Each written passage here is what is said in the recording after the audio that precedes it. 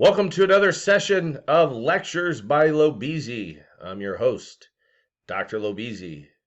Today's topic, French Wars of Religion. Before we get started, though, we need to discuss a little bit about some background information. So the topic, religious violence and the witchcraft craze. So one of the things that's interesting is that prior to the Protestant Reformation, there wasn't all that much hysteria associated with witchcraft. Now, witchcraft was something, or the belief in, those types of superstitious type beliefs have been around since the Middle Ages. But what's interesting, it's not until the start of the Protestant Reformation that things kind of get amped up. Okay, so starting in about the 1530s, we start to see more and more fear and more trials of supposed witches. It's interesting to note that the hysteria seemed to be most dominant in the Holy Roman Empire. And historians reflect on that, and they think that it could have something to do with the fact that that's sort of the seat of the Protestant Reformation, with the competition between Catholics and Lutherans, and then eventually Calvinists, that they're not exactly sure why. They just know that there is a correlation between the Protestant Reformation, the competition between the various religions, and the witchcraft craze. When we look at who was being accused of being witches, it was primarily women. Of the 100,000 recorded cases of witchcraft, about 75% of those suspected of being witches were women. And of the 100,000 that were accused, unfortunately, about 50,000 of them were burned at the stake or executed in some other, very painful manner. And so that also leads historians to question whether or not this has something to do with the term misogyny. And so misogyny has to do with the hatred of women. And where does this come from?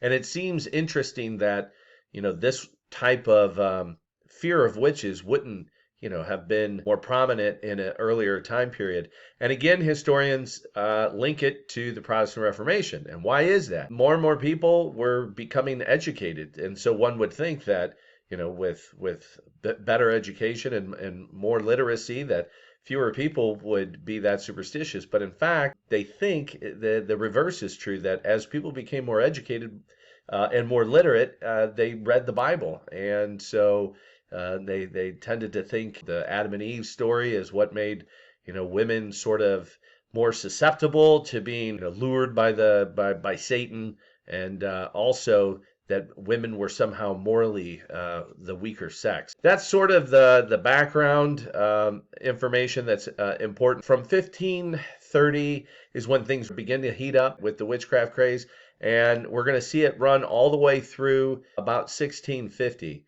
And the reason why things begin to settle down is because that's the end. That year marks the end of the religious wars within Europe.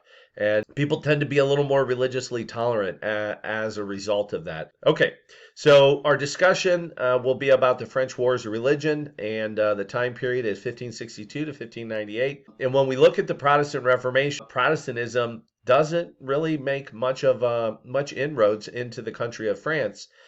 France overwhelmingly remained Catholic during the Protestant Reformation, and historians kind of point to the fact that they had some very strong monarchs. They were able to sort of keep Protestantism at bay and, utilize religious persecution. And John Calvin was French, and because of religious persecution, he left France for Switzerland, and that's how he ended up in Geneva, Switzerland, which was mentioned in an earlier video. Okay.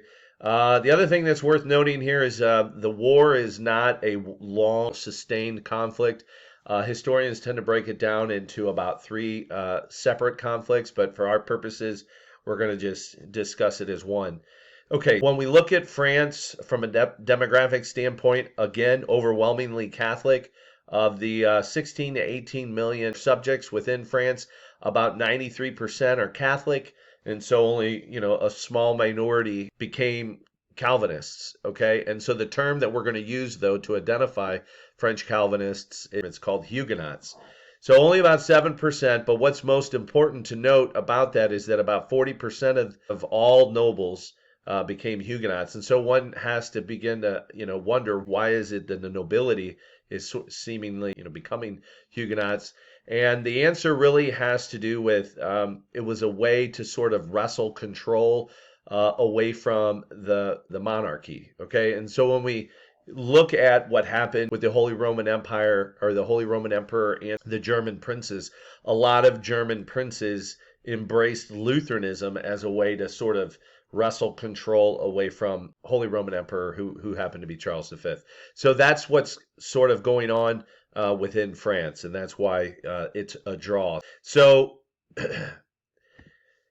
as I said, France was blessed to have two very strong monarchs in Francis I and in Henry II, but Henry II has a freak accident while celebrating his daughter's wedding, where he competes in a jousting match, and when he jousted his opponent's lance penetrated his helmet and gouged his eye, and because there was no proper medical treatment, he died of an infection from the eye. Okay, and so that leaves his wife, Catherine de' Medici, a widow. Okay, and she is the mother of 4 children, including 3 sons. And she's going to serve for each of her 3 sons as either a regent, which means that she's going to sort of govern in place of her son, who is not old enough to be the king outright because he hasn't reached the age of majority, but she's going to be quite involved with the French wars of religion. All right, so the term politique is sometimes used. It's not a term that was used early on when discussing Catherine, but a lot of research has been done about her, and so a lot of historians have sort of changed their note about her. They used to be very critical of her, and you'll understand why in just a moment, but they seem to be a little bit more gracious in their sort of assessment of her. And so when they look at her again, she was pretty much a religious moderate, and she wanted to kind of hold her country together, but she was not seen as strong. And as events sort of unfolded, and the country sort of descended into some religious chaos, she did her level best to sort of maintain peace. Okay, so one of the things we need to note here is kind of how France is divided amongst the various families. Okay, so the ruling party, the ruling family are the Valois dynasty, and they have been ever since the 100 Years' War. Okay, but they are going to see competition in 2 opposing noble families, and one of them are going to be considered more radical Catholics. They're going to be the Guise family, the Guises. Okay, and the Guise are going to compete with the Valois for control of France, as is another noble family, and they're going to sort of be the leadership of the Huguenots, and their name are the Bourbons.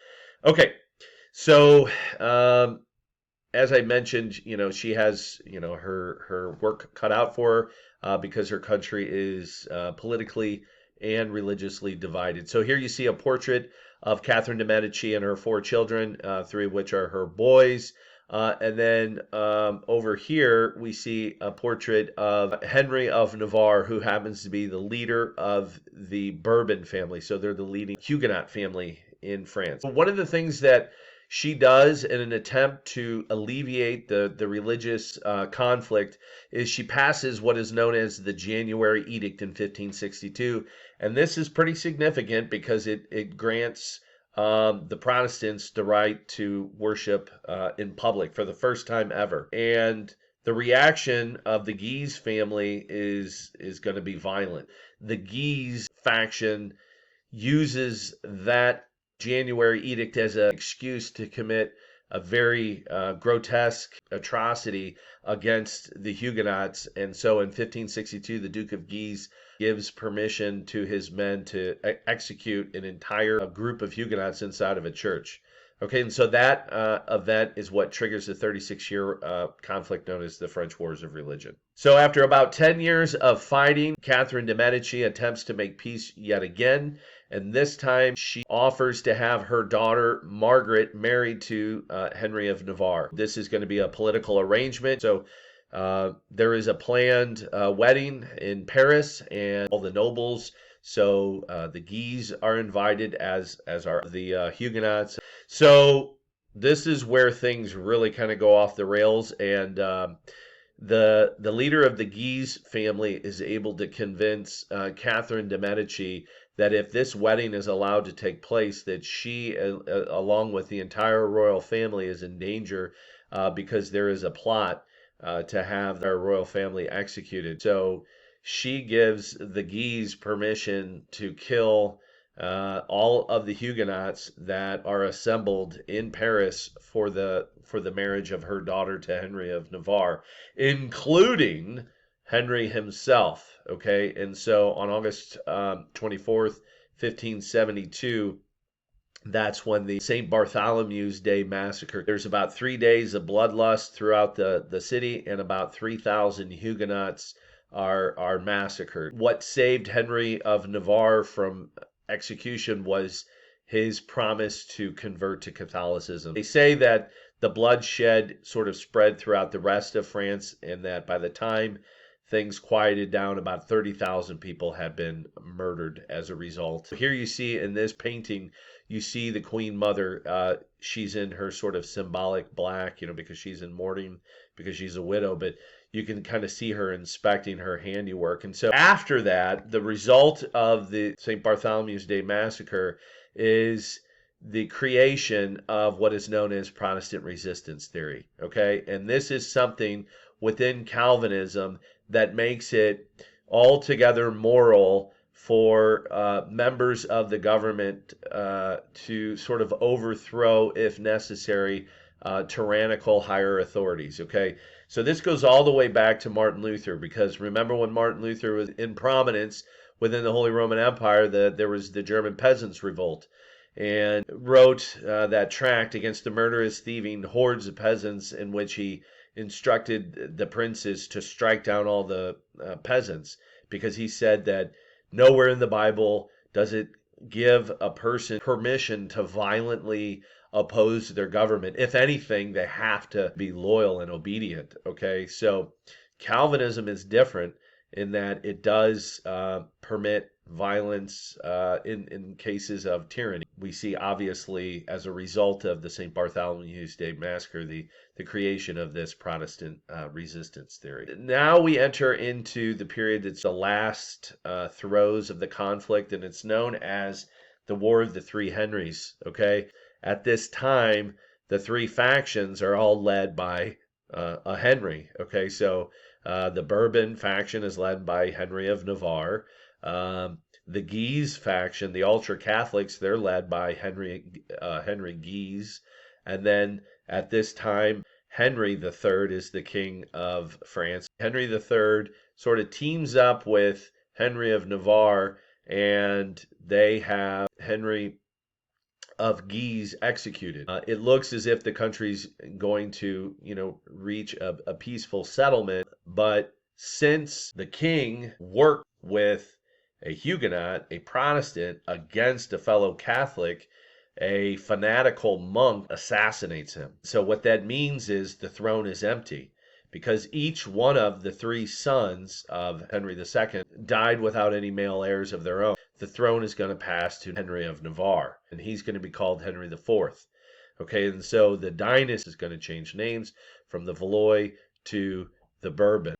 It looks as if, even though Henry of Navarre had converted to Catholicism after the St. Bartholomew's Day massacre, he converted back to Protestantism. He became a Huguenot again. He knows that with the vast majority of the country being Catholic, there's no way they're going to peacefully support him as the monarch, and so he converts to Catholicism. Whether or not he ever uttered this quote, it is ascribed to him that Paris is well worth a mass, and what that symbolizes is his willingness to subordinate religion. So he's like Queen Elizabeth of England, who was a politique, who wanted to maintain peace in her country. That's also true of Henry IV. However, the Huguenots feel betrayed by this, But they are pleased to learn that he has their best interests at heart as well, because he issues in 1598 the very famous Edict of Nantes. Okay, not the Edict of Nantes. It is the Edict of Nantes. Anyway, so what does the Edict of Nantes do? It grants religious toleration for all of France's Huguenots. It gives them permission to worship not anywhere they want or as they please, but in selected areas. In every province, there's going to be a place for them to peacefully worship. And in those towns that are sort of dominated by Huguenots, they're going to have the ability to create a fortified wall system for protection.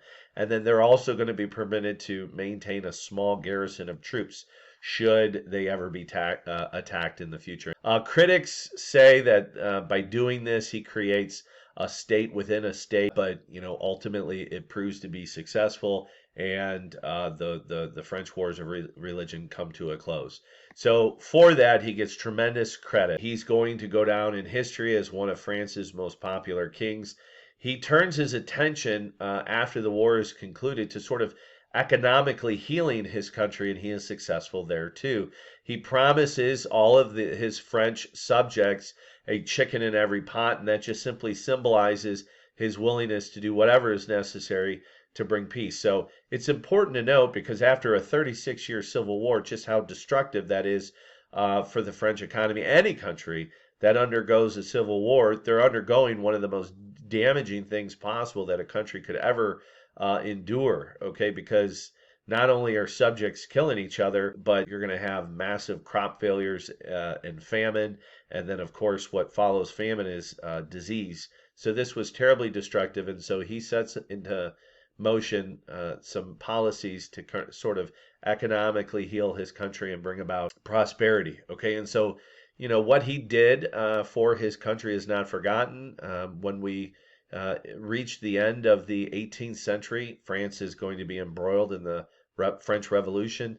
And to symbolize how popular he was, the Parisian mobs toppled all of the statues of all the kings with the exception of Henry IV. Okay, he taps his finance minister, the Duke of Sully, to implement some reforms, return France to prosperity, and he lowers taxes on the peasants, which is a very rare thing to do indeed. To sort of make up for the lost revenue, the Duke of Sully comes up with the Paulette, and that's an annual fee that is going to be paid by royal officials to guarantee that their firstborn sons will inherit their offices. Not only does he do that, he implements a number of mercantilistic policies, okay? And so again, mercantilism is when the government supports business within their country, and they begin establishing colonies in Canada. But before that is possible, they need to build ships so they can get involved in overseas trade and exploration. There's going to be some subsidizing of shipbuilding to promote all of that. And then the other thing that he does that's widely popular and successful, because France is such a big country, they need a improved road system. The Duke of Sully implements public works projects for roads to help promote commerce. And so all of these things are widely successful, but unfortunately, Henry IV is murdered by a fanatical Catholic who isn't, convinced that he is good for the country, and he is going to be succeeded by his son, Louis XIII. That topic is going to be covered in a later video. Thank you for watching. Catch you next time.